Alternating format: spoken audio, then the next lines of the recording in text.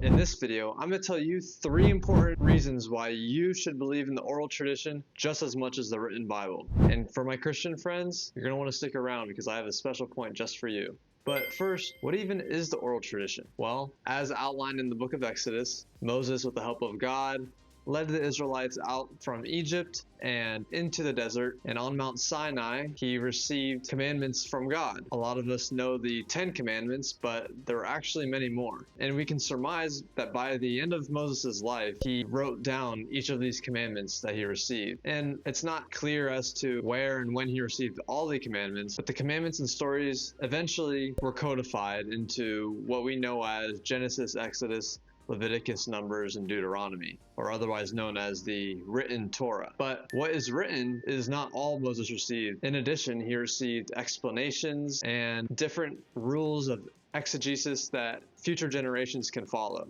Today, there are 5 main components of the oral tradition. 1, the traditional meaning of the text. Number 2, laws and principles not contained within the text, but otherwise taught by Moses. 3, interpretations and expositions logically derived by the sages through traditional Torah exegesis, with differences of opinion decided by the majority. 4, ordinances enacted by sages as safeguards. And 5, other ordinances enacted by sages for the common good or in response to specific needs or circumstances of the time. Now, 3 reasons why we should put our trust in the Oral Torah. First, the written commands necessitate explanations. For example, most of us are familiar with the prohibition of working on the Sabbath. It's within the familiar 10 commandments. But what does work, or in Hebrew, melachah, actually mean? Like, what I consider work may be different from what another individual considers work. Some people like to garden as their hobby. To me, that is toil.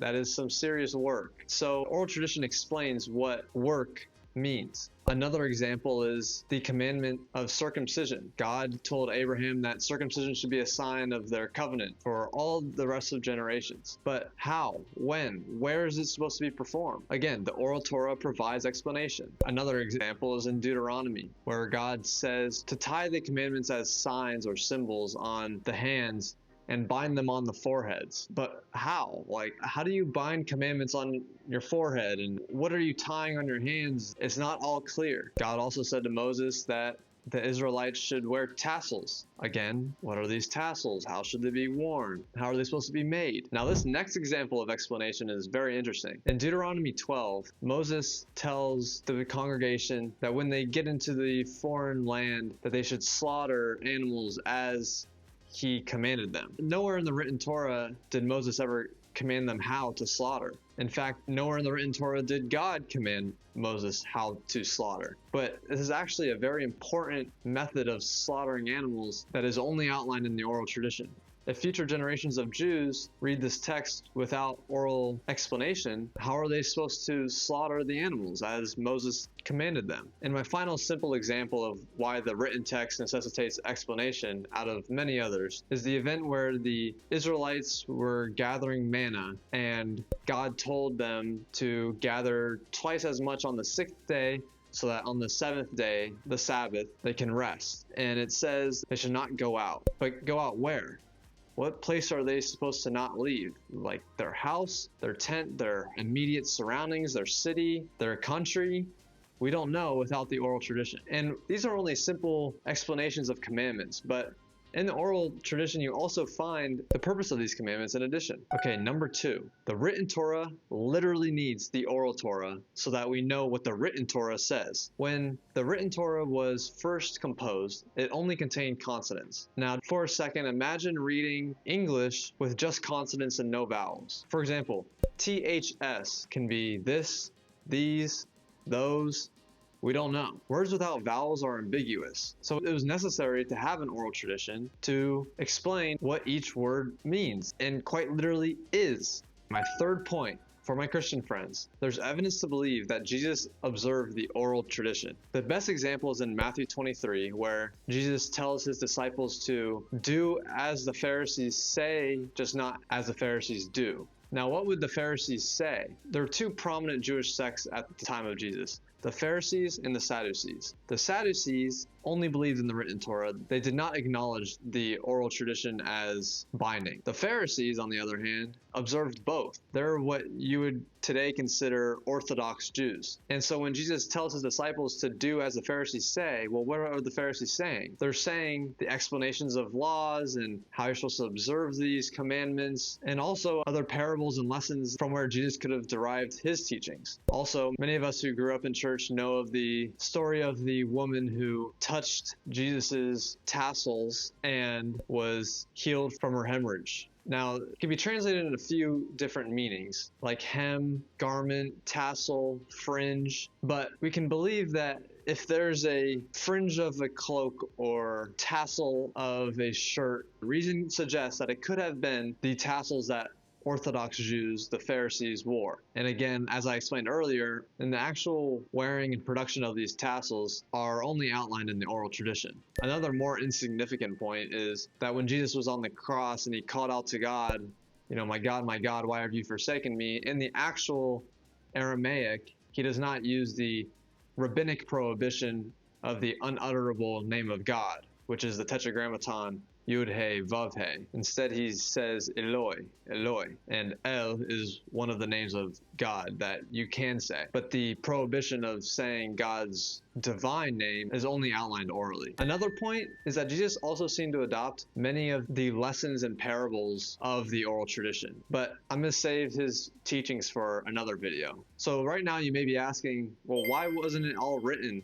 so that we have just one written Torah and not a written Torah and oral Torah? Well, I'm just going to point out a few different interpretations of why this might be. You have to remember that the oral tradition was taught by a few abled men to others of equal status, and thus it was kept in a trust of a counselor and not given to just anybody. So this oral transmission protected against different interpretations of the text, what this text could mean. With all books, people have differences of opinion and different interpretations of what words and grammar could mean, but the oral tradition solidified what is meant by the text. So this protected against dissension and the formation of new sects. Another reason why it wasn't written is to protect it from other nations. For example, if it was all written, the Greeks could come and take the Torah and claim it as their own, that they were the original Israelites. And as history goes along, there'd be nobody left to prove otherwise. But with the oral tradition, we can ask the Greeks, okay,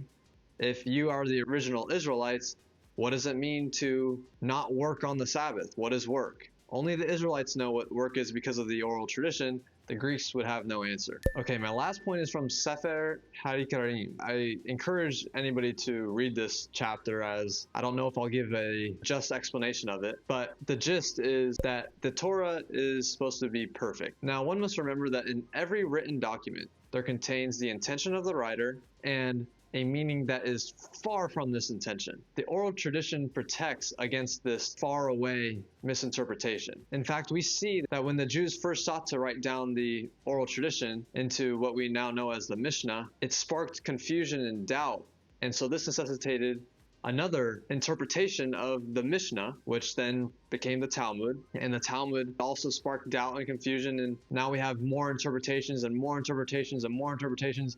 And this would have all been protected against if it just remained oral. So therefore, it is clear that the Torah cannot remain perfect unless there's a written Torah and an oral Torah. This is why God gave Moses certain principles, only briefly alluded to in the written Torah, that the leading sages could go about to work out the details of the written Torah. Finally, why was the oral tradition written? Well, in short, deteriorating social conditions demanded it. After the destruction of the Second Temple and the dispersion of Israel, there was a serious threat that the oral tradition could be distorted and forgotten. Therefore, Rabbi Judah the Prince endeavored to compose a written work that somewhat encompassed the oral tradition. Now, keep in mind, this was highly, highly condensed, but this became what we now know today as the Mishnah. Again, continued deterioration of social conditions also required another composition, the Talmud, and then later rabbinical commentaries and codifications in order to preserve the understanding of the oral Torah for future generations of Jews. The written Torah is divine wisdom,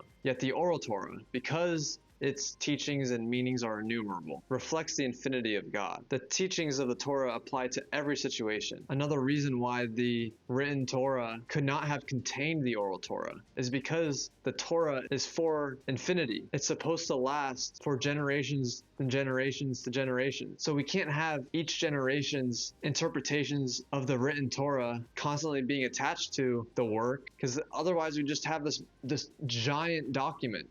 We have to have two separate sources. The written Torah would be too large and uncomprehendable if it contained everything that the oral tradition has. The oral tradition has lasted forever, and each generation adds, because each generation is different and unique, and there's change. For Gentiles, for proper adherence to the Noahide code, you must accept the equal validity of the oral tradition and the written Torah, for a lot of it is outlined in the oral tradition. I hope you consider the case for the oral tradition. Thank you for watching, and subscribe to learn more about God's plan for Gentiles.